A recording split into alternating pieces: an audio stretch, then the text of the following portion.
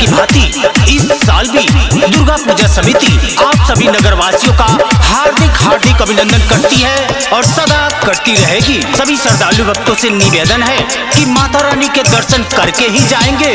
चढ़ल दशहरा के पावन महीना, चढ़ल दशहरा के पावन महीना, तनी दर्शन कराई द। लागल बा ये सैया, लागल बा मेला नरकटिया गज, तनी हमके घुमाई द। लागल बा मेला नरकटिया गज, तनी हमके घुमाई द। चढ़ल दशहरा के पावन महीना, चढ़ल दशहरा के पावन महीना, तनी दर्शन कराई द। लागल बा ये सैया, लागल बा मेला नरकटिया गज, तनी हमके घुमाई द। लागल बा मेला नरकटिया गज, तनी हमके घुमाई द। मेला में आए हुए सभी भक्तजनों को सूचित किया जाता है कि किसी भी प्रकार के असामाजिक तत्वों के द्वारा कोई परेशानी हो तो हमारे मेला कमेटी को सूचना अवश्य दे या डायल 112 पे कॉल करे। डीजे अरमान, डीजे अरमान।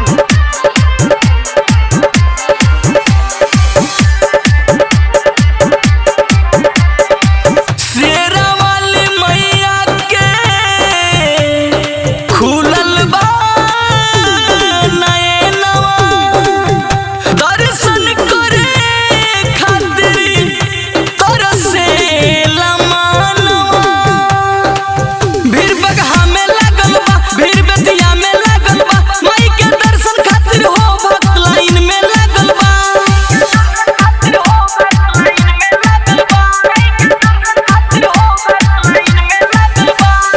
देखनी न कबो रामनगर के मेला, देखनी न कबो रामनगर के मेला, तनी हमके देखाई दो। लागल बा ये सैया, लागल बा मेला नरकटिया गज, तनी हमके घुमाई द। लागल बा मेला नरकटिया गज, तनी हमके घुमाई द।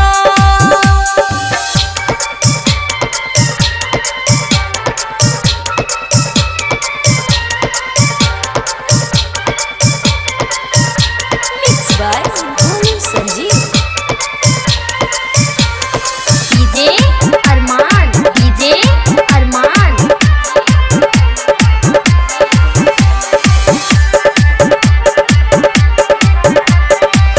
जगत जननी जगदम्बा के महिमा महान बा, दर्शन करे खातिर दुनिया जहान बा। गोलू संजीव कहेला माई के दर्शन करेला, देवरवा राजन टाइगर हो माई के सेवा करेला।